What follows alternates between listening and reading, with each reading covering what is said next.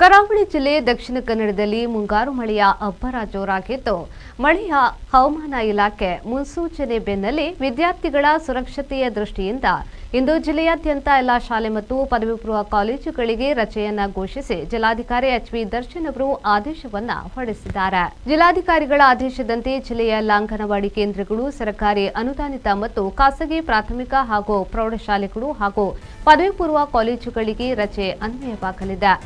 ಆದೇಶವನ್ನು ಉಲ್ಲಂಘಿಸಿ ತರಗತಿಗಳನ್ನು ನಡೆಸುವ ಶಿಕ್ಷಣ ಸಂಸ್ಥೆಗಳ ವಿರುದ್ಧ ವಿಪತ್ತು ನಿರ್ವಹಣಾ ಕಾಯ್ದೆ 2005ರ ಅಡಿಯಲ್ಲಿ ಕಟ್ಟುನಿಟ್ಟಿನ ಕಾನೂನು ಕ್ರಮ ಜರುಗಿಸಲಾಗುವುದು ಎಂದು ಜಿಲ್ಲಾಡಳಿತ ಎಚ್ಚರಿಸಿದೆ.